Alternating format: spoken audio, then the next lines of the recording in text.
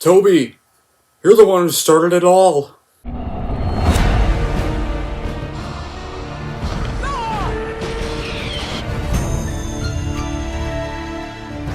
Those were up, and they did. We're smart, and my...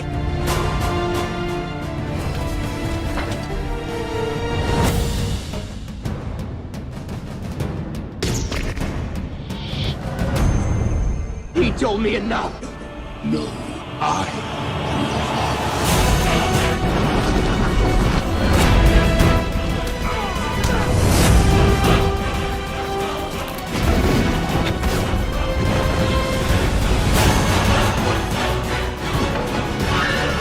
Here's Chuck.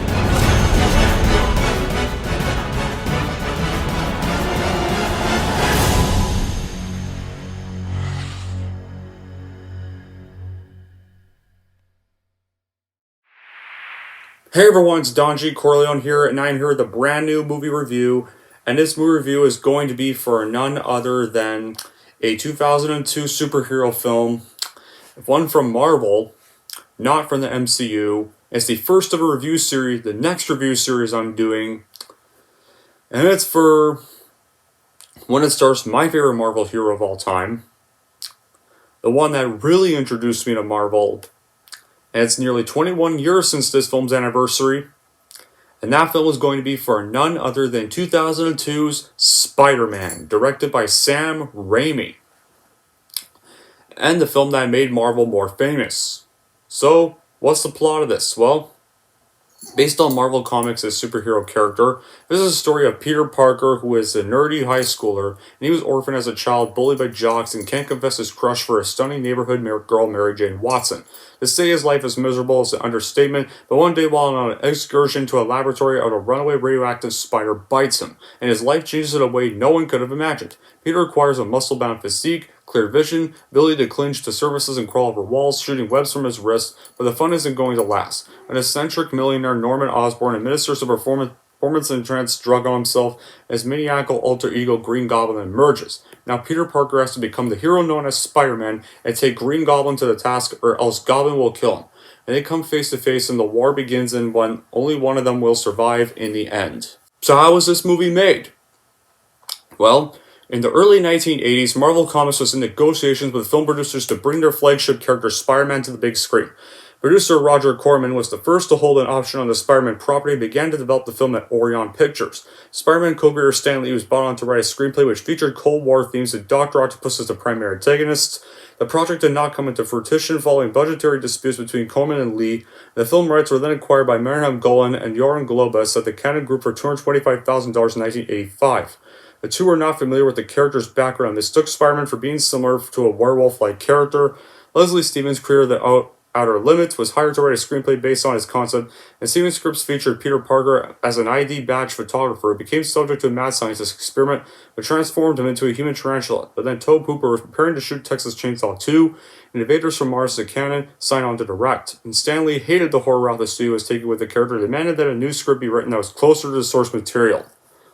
Then by 1985, a new script was being written by Ted Newsome and John Bracanto.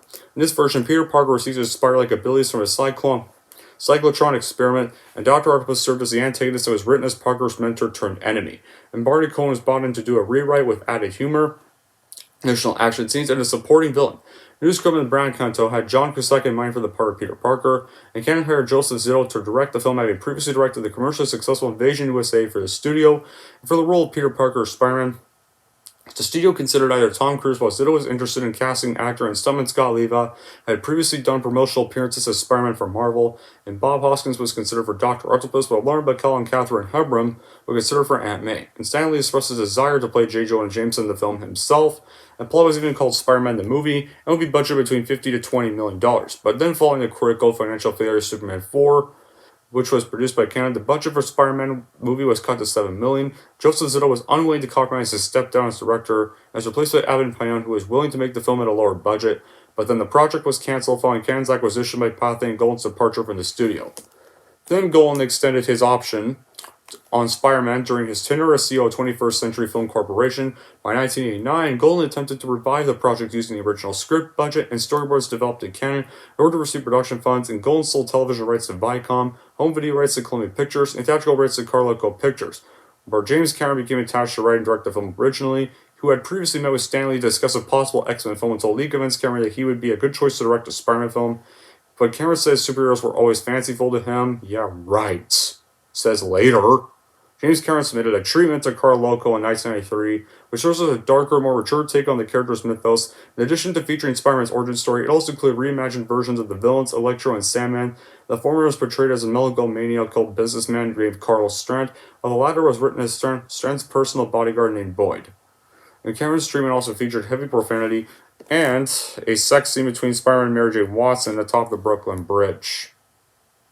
Ew. Carloco set a $50 million budget for Spider-Man, but progress stalled when Golan sued Carloco for attempting to make the film without his involvement. Cameron had recently completed True Lies for 20th Century Fox as part of production build the studio. Fox then attempted to acquire the film rights to Spider-Man for Cameron, but this proved unsuccessful, and James Cameron abandoned the project and began to work on one of the most overrated movies of all time, Titanic. And he then revealed in a 1997 interview in the Howard Stern Show that he had Titanic star Leonardo DiCaprio in mind for the lead role. Then in 1995, MGM acquired 21st Century Film Corporation, giving them access to previous Spider-Man scripts. The MGM then sadly sued Viacom, Sony Pictures and Marvel, where they accused of fraud of the original deal with canon, and then the following year, 21st Century, Carloco, and Marvel will all file for bankruptcy. But however, the film would eventually still get made, because eventually Sam Raimi got attached to the project, and Tobey Maguire got cast in the lead role. And after the film was shot and marketed, Spider-Man premiered at the Man Village Theater finally on April 29, 2002, and was released in the United States on May 3, 2002. And what did audience and critics think of it? They thought it was fucking awesome! They praised Raimi's direction, the story, performances, visual effects, action sequences, and musical score, and it became the first film to reach 100 million in one weekend. Not days, one weekend. At the time, that was impressive. And was the most successful film based on a comic book film at the time, because the box office gross of $825 million worldwide.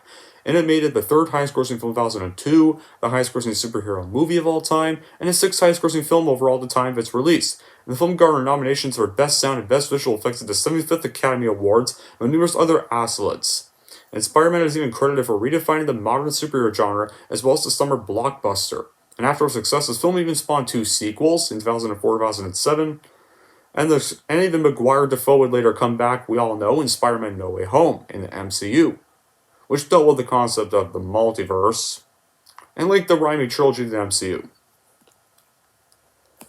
Now, as for my reaction to this film, well, let me say that when I was an elementary kid, Spider-Man was the very character that got me introduced to Marvel, and a Marvel fan in the first place. And it all began with seeing this movie when we rented it from my local Blockbuster, and this has been one of my favorite superhero films ever made. It's just a great origin about how Peter Parker becomes Spider-Man after being bitten by a genetically engineered spider, and becomes a superhero after his Uncle Ben is killed by a carjacker. Then he battles the Green Goblin, who's Norman Osborn, the father of Peter's best friend Harry Osborn. And I still love how the movie ends, when Peter's walking away from Mary Jane who just kissed him and realized that he could be Spider-Man since she kissed Spider-Man earlier in the movie, and Peter's voiceover, whatever life holds in store for me, I'll never forget these words. With great power comes great responsibility. This is my gift, my curse. Who am I? I'm Spider-Man. And then that ending shot, so Spider-Man swinging through New York City. And another terrific performance was, without a doubt, J.K. Simmons as J. Jonah Jameson. Only he can play J. Jonah perfectly. And even Sam Raimi could clearly see it during the whole audition tape. There's even a whole audition tape of just J.K. Simmons auditioning for J. Jonah Jameson. I'm glad they got him to play J. Jonah Jameson. And even kept him from his MCU performances, because honestly, I don't think any other actor can play J. Jonah Jameson perfectly in live action form other than him, and him alone. Regardless, even if you recasted a role, it wouldn't even be the same. Only J.K. Simmons is J. Jonah Jameson, and only will be, period. I mean, will be the only live action version that really counts, period. You can never top J.K. Simmons no matter what. And Tobey Maguire is, in my review, easily the best Peter Parker and Spider-Man yet, and always will be. And he accurately and people could say he's too old to play a high school at the time this came out. Let me remind you guys something. So is Andrew Garfield, and so is who some of you think is the best Spider-Man ever, and I don't know why, Tom Holland. Like, Holland was not even 15 when Spider-Man Homecoming came out.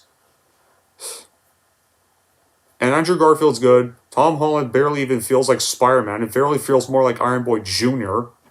So, sorry guys, but I can't take the MCU Spider-Man seriously because he doesn't even have an actual spider suit until No Way Home. And unfortunately, Garfield didn't get to complete his trilogy. So, but yeah, honestly, Maguire's still my favorite Spider-Man. And Kirsten Dunst as Mary Jane. She's okay. I really wish she didn't play Damsel in Distress so much in this movie or its sequels. I mean, and plus I'm just not a fan of this version. I hate to say that, guys. I'll get to that later. And I do like the iconic scene where she and Spider-Man kiss each other in the rain with Spider-Man hanging upside down. That's a pretty iconic shot. And as for Willem Dafoe plays Amanda Tigas, Norman Osborn, Green Goblin, he's also insanely good, and even plays the best Green Goblin ever. And is an excellent bad guy. And the rest of the cast, like Rosemary Harris, James Franco, Cliff Robertson, and J.K. Simmons, bring their A game here. Sam Raimi is an excellent choice for the director because he is a big fan of the Spider-Man comics as a kid, and definitely bought what he knew into the story, and even made some changes in this version, but I don't have a problem with the changes he made here. And even adds some of his more campy or known elements to the story even as well. And the world of movie superheroes began with Spider-Man, thrived with Batman, and reached its ultimate apex with Superman, thrived with Batman, and then reached its ultimate apex with Spider-Man. This was like 2002's biggest summer movie event, combines like the slam bang roller coaster rush of Batman with the hard sweetness and austere sincerity of DC's other titan at the time. It was a comic adaptation that was as close to a perfect at the time as would ever come. That some did top it, but before those other ones came out, no one knew if this would ever get topped. And a joyous blast of post-9/11 American verve, crafted with class and a keen eye for storytelling, like Sam Raimi's 2002 mega hit was a once-in-a-lifetime generation-defining summer blockbuster around the time this released. And it was the gold standard of superhero cinema, and back when superhero cinema was actually taken seriously. This movie takes most of its cues from 1978's Superman, where Peter Parker's journey from unassuming geek to high-flying hero mimics the Man of Steel's in story and tone. The colorful comic spirit of Richard Donner's gleefully exciting originality is all here. It's just Marvel-fied, though. Rhyming and even screwing our David Koepp approached Spider-Man's origin with reverence for Stan Lee and Steve Ditko's original story, and Koepp's scripts hits all the beats you'd expect, like Spider-Bite, wrestling match, great power, and all that, but it also includes unexpectedly an intelligent, eloquent, emotional foundation. Raimi and Cope literally understand who Peter Parker is, and how his transformation to Spider-Man can metaphorically parallel his development as a character. In being confronted by new and strange spider powers, Peter is also confronted by the responsibilities of manhood. Cope takes Stanley's best idea that where Peter Parker should grapple equally between supervillains and everyday problems, and pushes it to its logical max. Peter's infatuation with Girl Next Door, Mary J. Watson, has even given equal importance to his struggle with Norman Osborn's manic alter ego, the Green Goblin.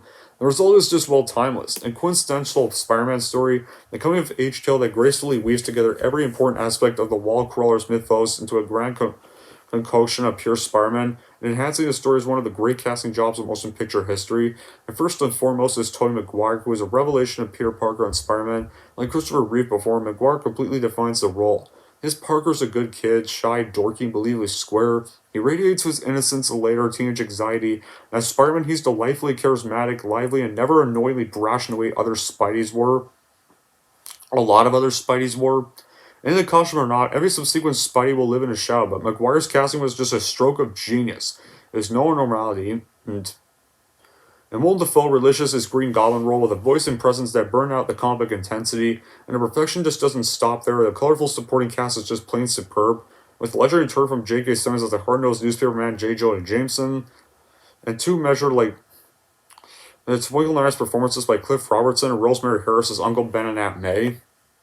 And one of the trickier tasks when transferring a film such as Spider-Man to film during the time this was released was giving us enough background story. If a writer and director spent too much time on the origins of the character, it would have a tendency to bog the rest of the film down. But likewise, it's given shorter thrift. We never have a chance to become involved emotionally with the superhero, but in Spider-Man, Raimi added immeasurably by Tobey Maguire's Peter Parker and Spider-Man strikes just the right note. Maguire is such an accomplished actor, and he immediately establishes Peter Parker as someone we will care about throughout the film. He has a crush on a beautiful girl next door, Mary Jane Watson, but he's harassed by a school jerk. He has a best friend whose relationship with his father is far from perfect. But as for Peter, he has an exceptional home life with his Uncle Ben and Aunt May, and it's probably one of the reasons Harry develops an early kinship with him. That and the fact that Harry's father seems to think more of Peter than he does of his own son at times. And another fine aspect of Spider-Man is the love story that develops between Parker and Mary Jane. As Peter Parker, he's never able to quite overcome his inability to tell Mary Jane of his true feelings. And as Spider-Man, there's a wonderful scene between him and Mary Jane, like the drenching downpour that any romantic film would probably envy, and never came close to that one iconic shot, an iconic scene. And now, I may not be a fan of the Raimi's version of Mary Jane, but this is probably the one movie I kind of liked her Mary Jane in. And once again, I loved Willem Dafoe's performance as Norman Osborn. As Norman, we see how his continuous drive to control his company alienates and spoils the relationship he has with his son, Harry. It's not that Norman was really an evil person. His quest for power just led him to more or less take his son for granted. And then after a lab accident, it's a self-referent battle between the normal Harry and the evil Harry that brings the Green Goblin to life. It would have been easy for Raimi to have the lab accident just turn Harry instantly to the Green Goblin, but instead we got a richer, more dramatic story that we wouldn't have had otherwise. And likewise, James Franco, who looks enough like Dafoe that could be father and son, is this youth who seems tormented by the fact that no matter what success he achieves, his father just never gives him this just due. Here, and I also think James Franco is actually the best Harry Osborn, and probably might be the one best Harry Osborn. And honestly, Spider-Man Origin's story here is told quite well. It's moved along at a good pace too, and it's very action-packed. It's filled with a sense of fun that X-Men kind of lacked, which was released 2 years before this movie, and kind of paved way for this movie's path. And just the right amount of emotion is added to the film, and it has a great soundtrack. And compared to some of the other Marvel Universe movies, this one was done with the most amount of care and respect for the series, and just to reproduce the postures of the flying web-slinger, using some of the most famous frames from the comics, and an outstanding accomplishment too. From Sam Raimi's humble beginnings in the Dead films, Sam Raimi ended up becoming this clever filmmaker, especially in his ability to make splendid visual effects with a huge budget, with visual effects god John Diska, who designed effects for Star Trek Motion Picture and the original Star Wars. Back when it was literally still called that, just connect the dots with a fantastic production designer and costume designer, and it all just worked. And even add some of the more goofier effects of his other films too. And one of the tests of how well digital effects have been done in the viewing of these films on lower resolution mediums, like today's smartphone screens or old Cathode ray tube TVs, or stuff, but comparatively, the work on, and you have comparatively to other MCU films where the work on Captain America showing Steve Rogers was a skinny kid was very clever, the same tech is used in a smaller degree to show Parker as a wimpy, skinny nerd. And this is highly effective so that when Parker sees himself buffed out with his shirt off, you believe a change has occurred. Here, and you can tell that Spider Bite really caused a change. And there's no denying that Spider-Man delivers on the action front. It does have a slight terrorist theme, which is kind of daring so close, because this came out after all the 9/11 atrocities, but Spider-Man was mostly a tale of revenge, and this has brought to the screen a huge epic battle sequences that you enjoyed watching. After all, this is what the film was made for. Comic adaptations should have aspired to do this a little more, but there's not a lot of action in this movie, but this was supposed to be about the origin of Spider-Man, how it all started. So of course there's not going to be much action in the first installment.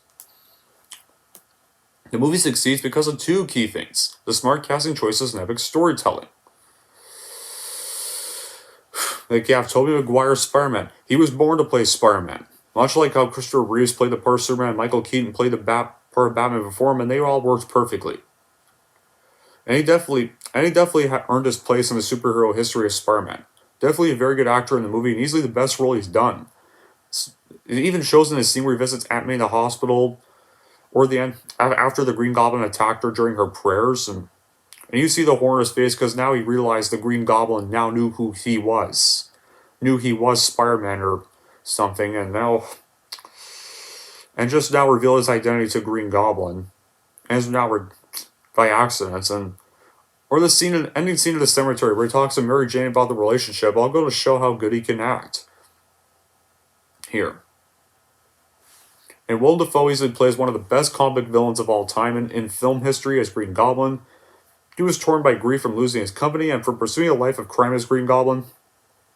And the scene where he talks to Green Goblin Mask is one of his best scenes. And I like they got him back for No Way Home. Here. I really like how they still made him the same Green Goblin he was in this movie and No Way Home, and they still did him perfectly. And the costumes for Spider-Man and Green Goblin are some of those fantastic costume designs and makeup effects easily. And the action sequences were easily some of the best ever seen in a superhero movie. At the time this came out, like the web sling scenes, while being computer animated, are convincing, largely because they looked real. And the scene of the party where Spider-Man and Green Goblin meet for the first time was probably the best action scene in the movie. And then the final fight scene between Spider-Man and Green Goblin is very epic and badass. And it all begins when Norman holds Mary Jane in a Roosevelt Island tram car full of children hostage alongside the Queensboro Bridge, and he forces Peter to choose who he wants to save and drops them both. Peter saves both Mary Jane and the tram car at the same time, and Norman then throws him onto a nearby abandoned building, brutally beats him to a pulp. But Peter gains the upper hand, and Norman reveals himself and begs for forgiveness, while subtly getting his glider ready to impale Peter from behind, but warned by his spider sense, though. Peter dodges the attack, and the glider impales Norman instead. And Norman tells Peter not to reveal his identity as the Goblin to Harry before dying.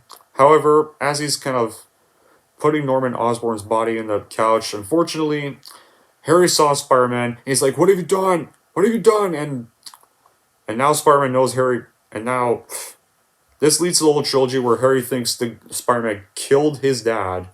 And before he can point his gun at him, Spider-Man's already gone. And then you got the funeral scene where Harry vows revenge on Spider-Man, setting up the events of his role in the trilogy. And Parker realizes he can't be with Mary Jane because he doesn't want to endanger her. So that shows he really cares about her right there. And he accepts his role as Spider-Man, and the last shot we see is him swinging through New York. And it's a perfect way to close out the movie. It's beautiful right there. And I think Rosemary Harris is easily the best Aunt May yet. And the most accurate portrayal of Aunt May.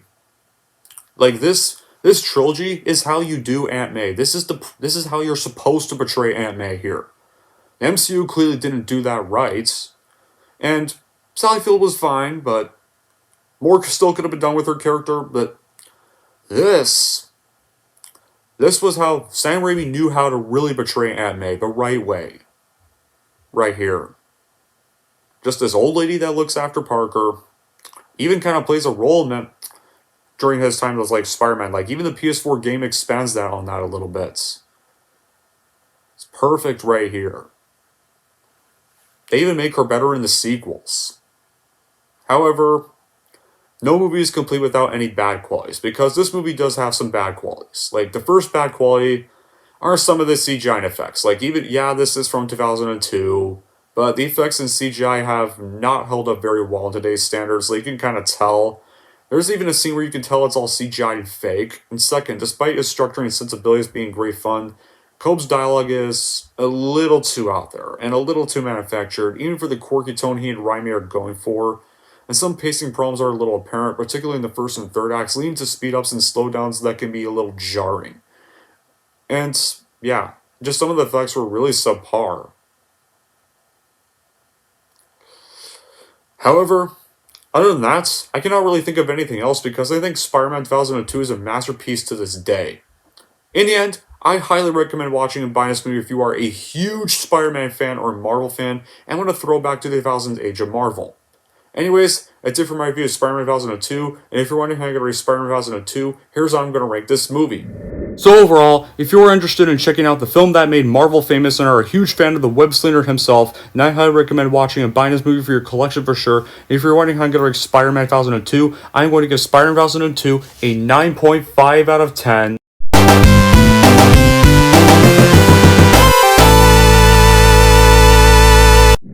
There we go. That wraps up my review of Spider-Man 2002. So,